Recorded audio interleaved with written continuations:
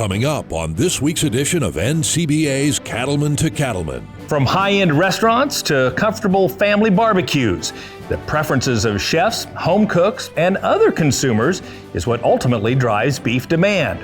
We'll discuss how these end users of beef help shape the direction and priorities of our industry. And now, NCBA's Cattlemen to Cattlemen. Hello and welcome to NCBA's Cattlemen to Cattlemen. I'm Kevin Ochsner. Thanks for joining us.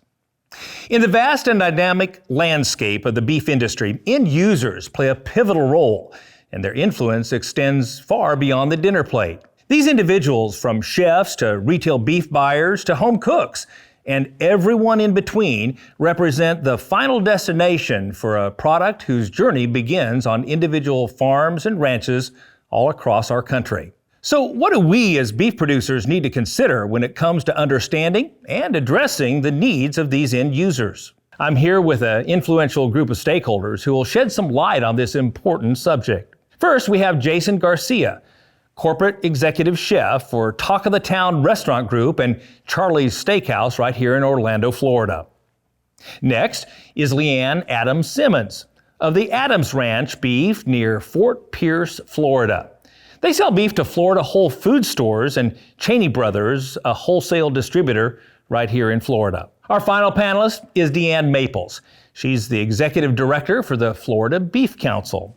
Thank you so much for joining us on this show. And Deanne, I want to start with you. I mean, what role do restaurants and retailers really play in driving and impacting the demand for beef? Kevin, I think really they are the unsung heroes, I think, for the beef industry. They are the last people to have our product in their hands, and they're the trendsetters. They're watching what the consumers are interested in, and then they're responding to that. And when I think about the culinary landscape, which has really become so dynamic, we have these innovative chefs who are constantly experimenting with our product and really elevating it to the next level. That draws the consumer in, creates a buzz around that product, and what we see is the consumer then has this awesome dining experience that they want to, continue choosing beef in the restaurant, but then also going home and choosing beef at the grocery store for their home kitchen. I mean, these folks really they're doing this job that is creating beef enthusiasts one delicious dish at a time. We need these people. And speaking of creating beef enthusiasts one delicious dish at a time, that's your business, Jason. I'm curious, what are the things that are top of mind for you as you choose what beef you're going to select and serve to your customers? Top of mind would be the grade. Okay. That it's Midwestern grain-fed cattle. Okay. It's very important. We find that an Angus breed also lends to more marbling, and then the attributes that we're looking for. That it's wet aged a minimum of 21 to 28 days, which helps break down the meat and makes it more tender and gives a very flavorful product when it's on the plate. That's outstanding. And from a retail perspective, Leanne, what are you seeing there? Very close to the same thing. Quality grade, so important. Choice are higher. And a consistent supply. If you don't have a consistent supply, you kind of got to walk away from the game. Yeah. Consistency is so important, isn't it? And I think that's one thing, Deanne, that we've really improved in the beef industry over the last 20 years is the consistency of our product. Would you agree? Oh, absolutely. And it's a story we tell all the time about the distance we've come in terms of genetics and things like that. We want to meet the consumer preference. So let's talk about consumer preferences for just a minute, because certainly quality is one thing, but there are other things that are on consumers' mind today other than quality and juiciness and flavor. What are some of those other things that are driving the demand for beef? Chef Jason? Definitely the quality of the beef. The consumers know more now of the difference between, say, choice and prime. Yeah. And they're definitely gravitating towards the higher end of that market, and they understand that the wet aging, the dry aging, it's something that consumers know more now than they used to. And they, like she said earlier, like they try to recreate that at home. They have it in a dining experience, and then they go to the grocery store, to their butcher market, wherever, and try to recreate that at home. Leanne, you have direct connection with consumers as they come to your ranch and buy beef. What are you hearing in terms of some of their preferences? The main thing is local. Is it sustainable? Wanting to know the whole process. Well, where all have these animals been? But I would say local is a buzzword that is not going away. Yeah.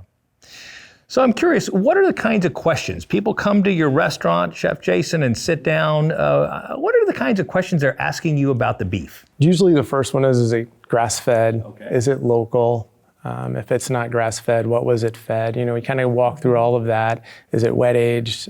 If that's what we're talking about, what does that mean to them? Yeah. If it's dry-aged, what does that mean to them? And then again, they always come back to, well, if it's a grade, tell me why that grade is, and it becomes an educational experience of marbling, flecks of fat, ribbons of fat, so on and so forth. Interesting. What are you seeing from a Beef Council standpoint? What are the kinds of questions we're hearing from consumers? So I think that I think we're kind of in a beef revolution a little bit. We used to talk about steaks and burgers more, and now I find that consumers are interested in more unique cuts. They're sampling new cooking styles, and maybe they're seeing some of that on TV or online or something, but they're getting a little bit more adventurous, and it's like they want this adventure on their plate, but yet they want to Leanne's point and Chef's point, the local idea and sustainability. I mean, they're buying into a story, really. It's a sort of a package of things, and I think that for restaurants and retailers and people, they're all trying to keep up with that and stay ahead of the curve on that and meet that consumer preference. And we do have a good story to tell, and certainly a lot more questions from you. When we return, we'll talk about how state beef councils work with end users to promote beef. Stay with us. We'll be right back.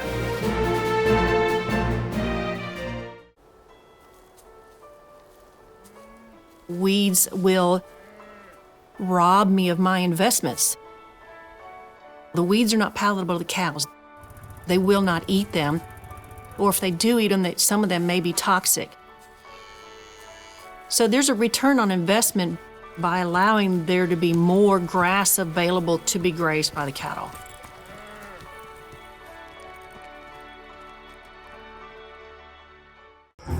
There's never a dull moment for the Nelsons. Fifth-generation Montana ranchers. Since 1868, they've been herding cattle, reeling in trout, and exploring Paradise Valley from their backyard. Here's to another 150 years of adventure. There's a story in every piece of land. Run with us on a John Deere Gator XUV and start telling yours.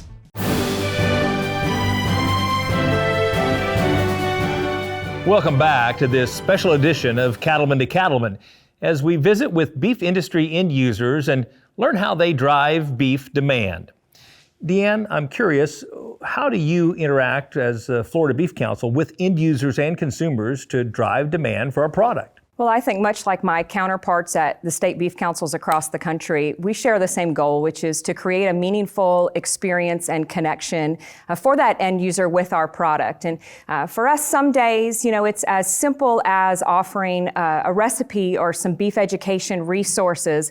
But then when I look at Florida, the populous state that we are, 23 million residents, 140 million tourists annually, I think we really have an obligation to the beef industry nationwide to keep our boots on the ground on their behalf. And so we do that with things like educational programs, ranch tours and events where we have an opportunity to get these people out and really educate them on beef's sustainable story from ranch to ribeye. Last summer, we had a really unique opportunity to partner with our colleagues at the Texas Beef Council to provide a beef educational summit for a day to culinary professionals at Walt Disney World. Wow. We focused on beef production. We looked at sustainability, animal welfare, beef quality assurance, and then some practical beef product application. And it was just an amazing opportunity to be with these folks who, number one, we truly value the work that they do day in and day out. And two, to have the opportunity to just listen to their concerns, their questions, and get some feedback on how we can do the best job possible for these folks who day in and day out take our product and turn it into culinary magic for millions of visitors annually. Yeah, and we're glad they do. And what you're really talking about is those personal relationships relationships. And I don't know about you, but I'm just finding that end users want to know more and more about the beef they're eating and where it's coming from and who it's being produced by and so forth. In your opinion, Leanne, what's the value of those personal relationships between end users and producers? And tell us a little bit about your experience. Yeah, I think that's one of my favorite parts of the whole thing. And growing up, we've always had an open gate policy. I mean, just trying to educate anybody and who will listen.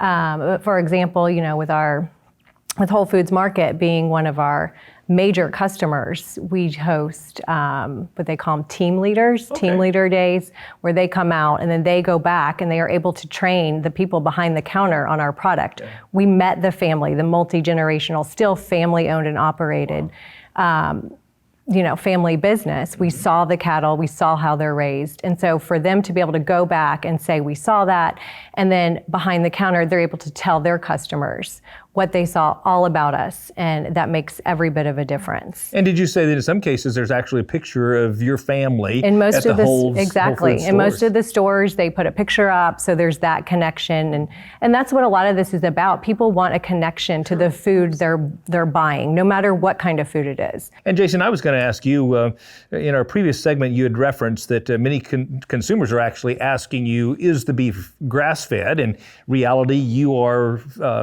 producing, I shouldn't say producing, but serving a product that is mostly grain finished. What do you do to kind of train your servers to tell the story and to help consumers understand how the product you're choosing to sell is actually produced? We walk them through the process that, all the animals are started on grass and they're finished on corn primarily. It's the finishing grain that yields the best marbling, highest quality product, that taste, that texture that the end user, the guest is really looking for. So part of that is an education that we go through with our servers to let them know that, they're fed grass through their whole life. They're just not primarily fed grass, but they're finished on the corn. I'm curious, how have you seen the beef industry change in terms of marketing, in terms of technology, the kinds of things that are really changing how consumers purchase and utilize a product? Deanne? Well, I think it's been just an entirely different process now. We're looking at e-commerce programs. People are, they're grabbing their recipes online. They're getting their inspiration through the social channels and things. And then they're buying their groceries through a digital format also on their phone. They don't even have to leave their house to do it. So huge changes. Yeah. And how about recipes? Are you finding people are asking more questions about how to prepare products? Absolutely. If something is slow moving, we give them a recipe and it really picks up.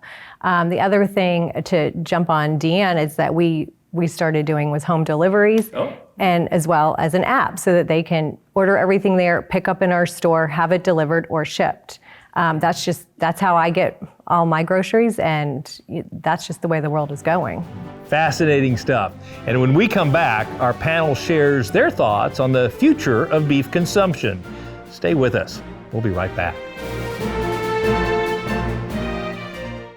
By installing Ritchie waterers, you save water while keeping it fresh and always available to your animals.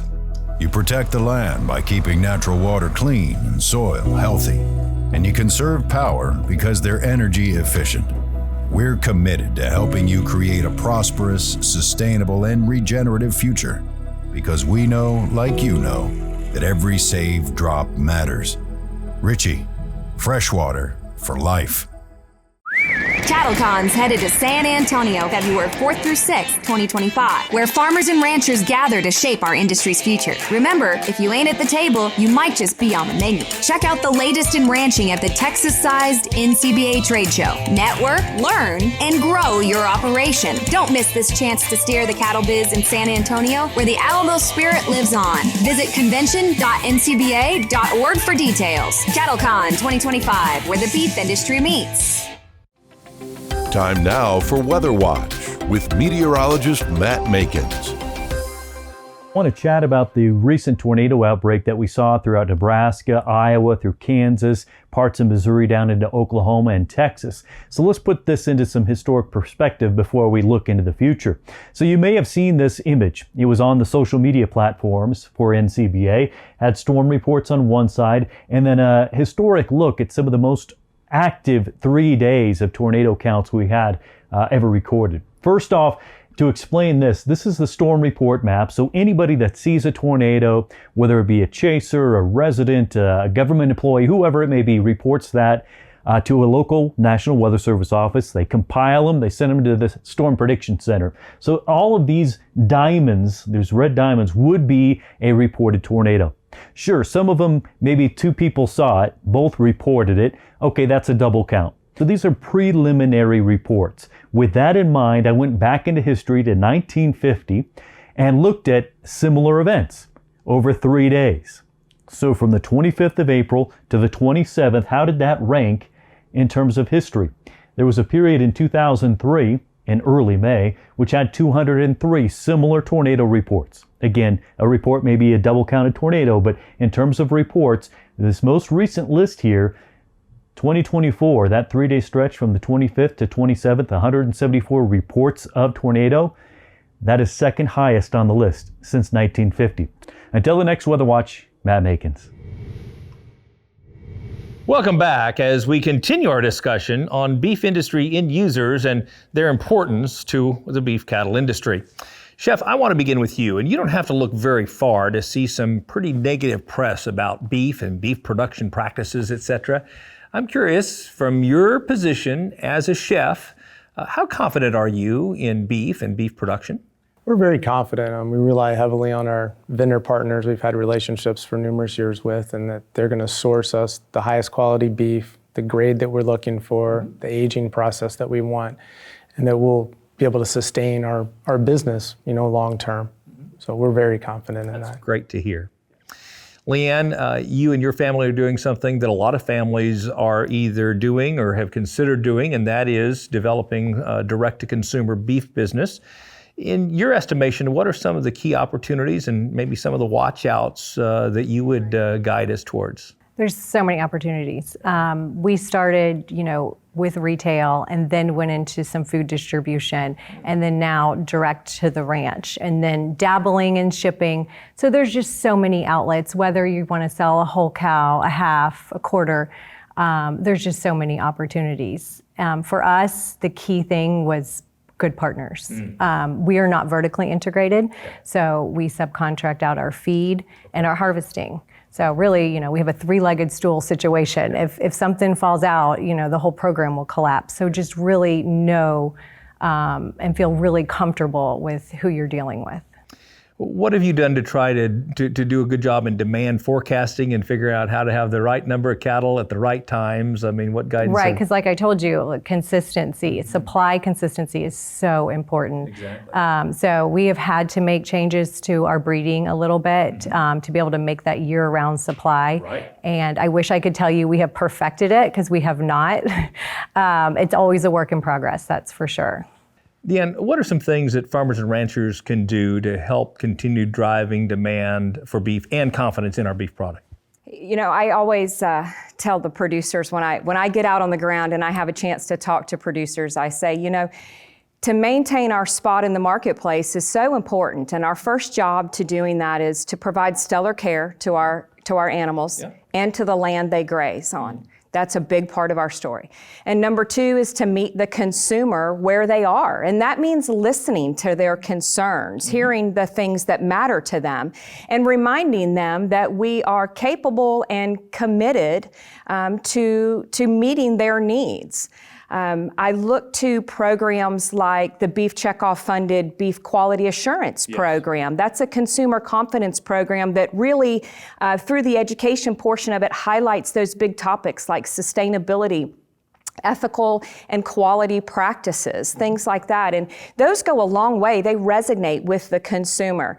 In Florida, we put on several of those programs throughout the year for our producers. And we target all age groups, from the littlest cattle showmen all the way up to our seasoned professionals who really think they don't need any advice, right? But we talk to everybody. It's there's strength in numbers, and we want 100% of our cattle herd in Florida to be under a BQA, a Beef Quality Assurance certified operation. Those are things that the consumer looks to, and so that shows that we're all in as much as the consumer is. So really just reminding our producers we have to come part way as well. I know many of you know this, but we're experiencing record low cow numbers, 60-year low cow numbers in this country. And I think there's a lot of ranchers across the country wondering if now's the time to expand. I'm curious, what do you see in terms of how beef demand is evolving and what the future holds for beef consumption? Chef Jason? We haven't seen a decline in our beef demand. Our guests still come in daily, weekly, monthly, and they eat a lot of beef. I mean, that's what we're known for. So yeah, we haven't seen any decline. We haven't really seen a shift in preferences. You know, like we were talking earlier, you know, fillets still drive the market. That's what everyone wants. But yeah, we haven't seen a decline at all. I mean, they like maybe some different options sometimes. They're asking for different cuts, larger cuts, smaller cuts, stuff like that, but not a decline in the actual beef. Really good news. Leanne? The same. Our business has grown every year.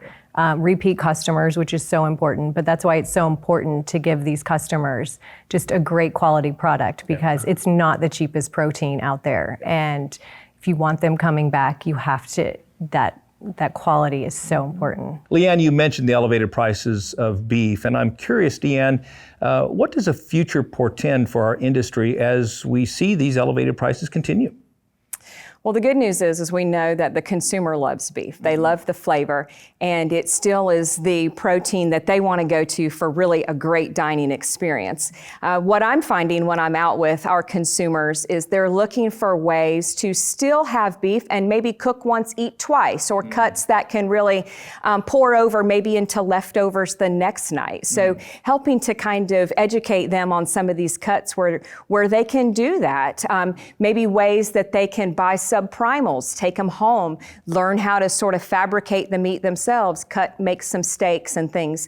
They're open to those opportunities. In fact, I think back to just the holiday season we were in, and we saw really great pricing on prime ribs. And so myself, I was standing around the meat cooler saying, hey, if you take that home and you just slice it this way, you could have 8 or 10 ribeyes out of this. And so you see light bulbs go off, and this meets their need. They're, oh my gosh, I have some control over this. I can really affect some change and save some dollars and things. So. And that's why the work you do in state beef councils all across the country is so critical to driving demand for our product. Thank you so much.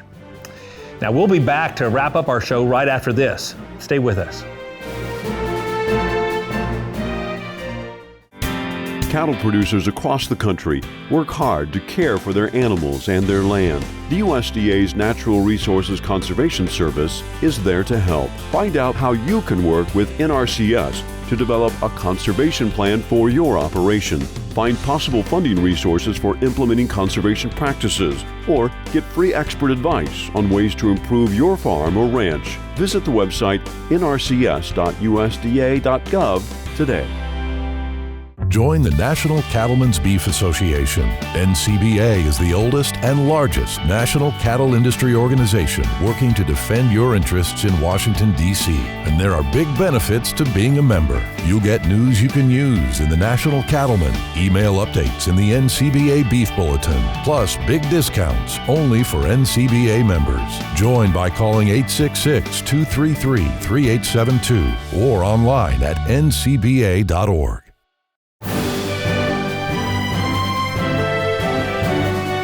Welcome back. As we wrap up our program, I'd like to give each of our panelists an opportunity to share their final thoughts. Chef Jason?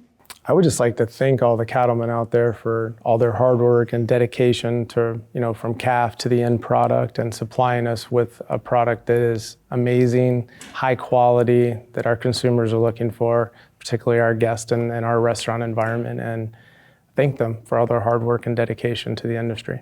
And thank you. Leanne? My final thought is just to remind our producers to never stop listening to the consumers and what they want. The reason we started our branded beef program was my grandfather was reading constantly about no hormones, no antibiotics, and And he was so scared that people were going to quit eating beef. So he said, let's create a product for them. So he didn't care what kind of beef people were eating, he just wanted them to eat beef. And it sounds like you've been successful. Deanne. So, I think that our producers do a tremendous job day in and day out. And the good news is that consumers trust farmers and ranchers. Surveys show this. So let's maintain that. Let's keep that standard. It's great to be where we're at and just strive higher. So let's keep doing that. And don't be afraid to brag on yourself and the good work that you do. Tell your story. We have a great product, and people love that product. Thank you all for joining us today. Thank you. For more information on this topic, go to beefitswhatsfordinner.com and think about reaching out to your own state beef council to find out how you can engage with consumers to ensure that beef is their own protein of choice. Well, that wraps up this edition of NCBA's Cattlemen to Cattlemen. Thanks again to our panel for their insights, and thank you for watching. We'll see you again next week, right here on RFD TV.